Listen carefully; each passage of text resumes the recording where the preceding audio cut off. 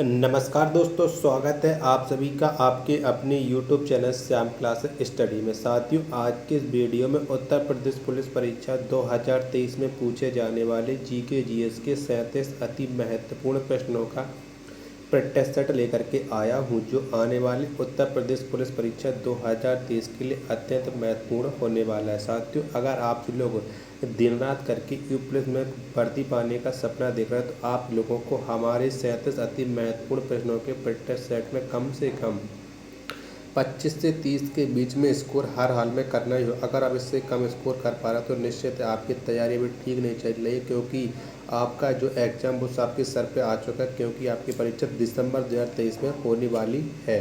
तो लगातार practice set करते रहिएगा और तैयारी को अपनी को चेक करते रहिएगा। साथियों, अगर आपको ये प्रैक्टिस सेट पसंद आता है और हमारे दिए जा रहा है तो कंटेंट अगर आपको पसंद आता है तो वीडियो को एक लाइक करके चैनल को आप जरूर सब्सक्राइब कर लेना और इस वीडियो को अपने सभी साथियों को जरूर शेयर कर देना जो भी उत्तर प्रदेश पुलिस भर्ती परीक्षा 2023 की तैयारी कर रहा हो और जीके में से 37 में 37 स्कोर करना चाहता है। तो वो तभी संभव होगा जब आप लगातार प्रैक्टिस सेट करते रहेंगे। तो चलिए शुरू करते हैं आज का अपना जीके जीएस के अति महत्वपूर्ण प्रश्नों का प्रैक्टिस सेट नंबर 294। इससे पहले 293 प्रैक्टिस सेट अपलोड कर चुका हूँ, अभी तक आपने वो नहीं देखे हैं तो सारे प्रैक्टिस सेट आपको प्ले लिस्ट में मिल जाएंगे, वहाँ से जाकर के आप एक एक करके सभी प्रैक्टिस सेट लगा सकते हो और अपनी तैयारी को चेक कर सकते हैं। तो चलिए शुरू करते हैं। पहला क्वेश्चन है आपके सामने की 1928 में गठित इंडिपेंडेंस फॉर इंडिया लीग के अध्यक्ष कौन थे। तो इस लीग के अध्यक्ष कौन थे ये आपको बताना है। तो इस लीग के अध्यक्ष थे श्रीनिवास अयंकर। ऑप्शन नंबर बी इसका राइट आंसर हो जाएगा। थोड़ा जुकाम इससे आपको आवाज़ अगर अलग लग रही है तो मैनेज कर सकते हैं। साथियों, आप समझ सकते हैं कि जुकाम में किस तरह की आवाज़ आती है, लेकिन फिर भी मैं आपसे लेकर मेहनत करके कंटेंट तैयार कर रहा हूँ और आपको वीडियो प्रोवाइड कर रहा हूँ, फिर भी आप लोग हमारे चैनल का सपोर्ट नहीं कर रहे हैं। ज़्यादा से ज़्यादा सपोर्ट करिएगा जिससे मैं आपके लिए और बेहतर कंटेंट प्रोवाइड करा सकूँ। तो रेशम का उत्पादन सर्वप्रथम कहाँ शुरू हुई, तो कहाँ पर शुरू हुआ था रेशम का उत्पादन सर्वप्रथम। तो ये शुरू हुआ था चीन देश में। ऑप्शन नंबर डी इसका राइट आंसर हो जाएगा। प्रश्न नंबर तीसरा है आपके सामने कि गोवा की राजभाषा क्या है। तो कौन सी है गोवा की राजभाषा। तो गोवा की राजभाषा है कोंकणी। ऑप्शन नंबर सी इसका राइट आंसर हो जाएगा। प्रश्न नंबर 4 है आपके सामने कि त्वचा की सबसे ऊपरी परत को क्या कहा जाता है। तो क्या कहते हैं हम त्वचा की सबसे ऊपरी परत को। तो ऊपरी परत को कहते हैं एपिडर्म। ऑप्शन नंबर ए इसका राइट आंसर हो जाएगा। प्रश्न नंबर 5 है आपके सामने कि मोहन बागान क्लब का संबंध किस खेल से है। तो कौन से खेल से है ये आपको बताना है। तो मोहन बागान क्लब इसका संबंध है फुटबॉल से। किससे, फुटबॉल से है। ऑप्शन नंबर सी इसका राइट आंसर हो जाएगा। प्रश्न नंबर 6 है आपके सामने कि मछली के हृदय में कितने कक्ष होते हैं, यानी कितने चैम्बर होते हैं मछली के हृदय में। तो मछली के हृदय में 2 चैम्बर होते हैं। ऑप्शन नंबर बी इसका राइट आंसर हो जाएगा। सप्तऋषि क्या है, तो बताइएगा सप्तऋषि क्या है। तो जो सप्तऋषि है ये है तारामंडल का समूह। क्या, तारामंडल का समूह है सप्तऋषि। ऑप्शन नंबर बी इसका राइट आंसर हो जाएगा। प्रश्न नंबर 8 है आपके सामने कि शिक्षा का मौलिक अधिकार किस अनुच्छेद में वर्णित है। तो कौन से अनुच्छेद में शिक्षा का मौलिक अधिकार ये आपको बताना है। तो ये है अनुच्छेद 21 के काम में। किसके, अनुच्छेद 21 के काम में है। तो यहाँ पर 21 का कर लीजिएगा आप क्वेश्चन नंबर 8 के सी में। तो सी इसका राइट आंसर हो जाएगा। प्रश्न नंबर 9 है आपके सामने कि लाइफ लाइन एक्सप्रेस क्या है। तो बताइएगा। तो लाइफ लाइन एक्सप्रेस एक अस्पताल है यह। तो ऑप्शन नंबर सी इसका राइट आंसर हो जाएगा। प्रश्न नंबर 10 है आपके सामने कि भारत का एकमात्र सक्रिय ज्वालामुखी किस द्वीप पर स्थित है। तो कौन से द्वीप पर है भारत का एकमात्र सक्रिय ज्वालामुखी। तो ये स्थित है बैरन द्वीप पर। ऑप्शन नंबर सी इसका राइट आंसर हो जाएगा। प्रश्न नंबर 11 है आपके सामने कि किस अंतरिक्ष यान के द्वारा सर्वप्रथम चंद्रमा पर मनुष्य को पहुंचाया गया। तो कौन से यान के द्वारा पहुंचाया गया था, ये आपको बताना है। तो ये पहुंचाया गया था अपोलो 11 के द्वारा सर्वप्रथम मनुष्य को चंद्रमा पर। ऑप्शन नंबर बी इसका राइट आंसर हो जाएगा।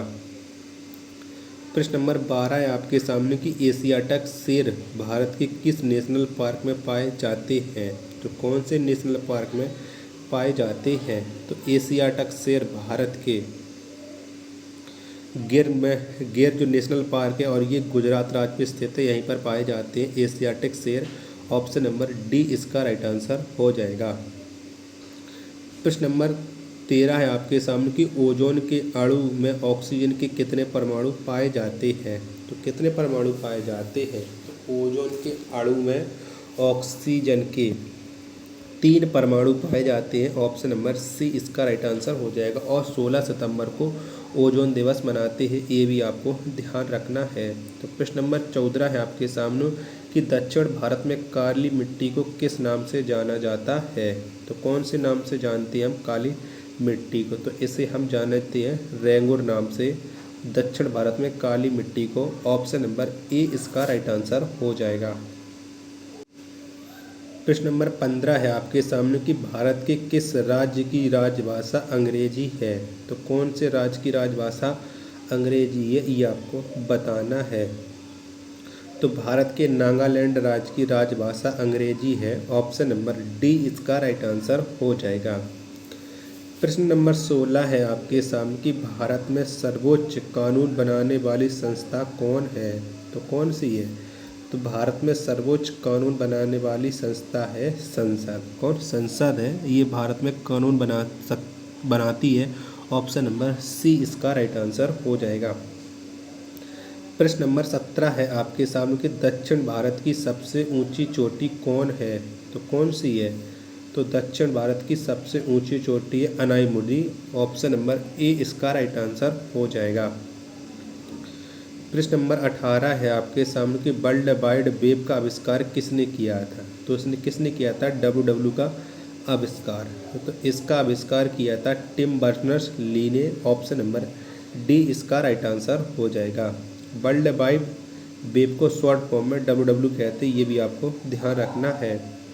विश्व सिंह दिवस यानी बर्ड लाइन डे कब मनाया जाता है। तो कब मनाते हैं। तो बर्ड लाइन डे ये प्रतिवर्ष 10 अगस्त को मनाते हैं। ऑप्शन नंबर सी इसका राइट आंसर हो जाएगा। प्रश्न नंबर 20 है आपके सामने कि भारत के राष्ट्रीय जलीय पशु कौन है। तो कौन सा है। तो भारत का राष्ट्रीय जलीय पशु ये है गंगा डॉल्फिन। यहाँ पर डॉल्फिन दिया गया, तो यहाँ पर आप डॉल्फिन मान सकते हैं। ऑप्शन नंबर सी इसका राइट आंसर हो जाएगा। प्रश्न नंबर 21 है आपके सामने कि विश्व का सबसे पुराना भाप इंजन कौन है जो आज भी कार्यरत है। तो कौन सा भाप का इंजन है जो सबसे पुराना और वर्तमान समय में भी काम कर रहा है। तो वो है फेयरी क्वीन। ये विश्व का सबसे पुराना इंजन है। ऑप्शन नंबर बी इसका राइट आंसर हो जाएगा। प्रश्न नंबर 22 है आपके सामने कि कराटे खेल को ओलंपिक खेल में कब शामिल किया गया। तो कब शामिल किया गया था। तो कराटे खेल को ओलंपिक में शामिल किया गया था 2020 में। ऑप्शन नंबर डी इसका राइट आंसर हो जाएगा। प्रश्न नंबर 23 है आपके सामने कि RAW क्या है। तो क्या है रा, ये आपको ये बताना है। तो रा है एक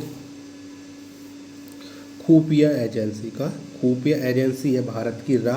ऑप्शन नंबर बी इसका राइट आंसर हो जाएगा। सोर्स कोड को ऑब्जेक्ट कोड में बदलने वाले प्रोग्राम को क्या कहा जाता है। तो क्या कहा जाता है सोर्स कोड को ऑब्जेक्ट कोड में बदलने वाले प्रोग्राम को। तो इसे कहा जाता है कंपाइलर। ऑप्शन नंबर ए इसका राइट आंसर हो जाएगा। अगला प्रश्न है आपके सामने कि पृथ्वी के बाहरी पटल पर उपलब्ध दूसरा सबसे प्रचुर तत्व कौन है। तो कौन सा तत्व पृथ्वी पर दूसरी सबसे प्रचुर मात्रा में पाया जाता है। तो ये पाया जाता है सिलिकॉन। ऑप्शन नंबर सी इसका राइट आंसर हो जाएगा। वेब पेज पर वापस आने वाले यूजर्स की पहचान के लिए किसका प्रयोग किया जाता है। तो किसका प्रयोग होता है।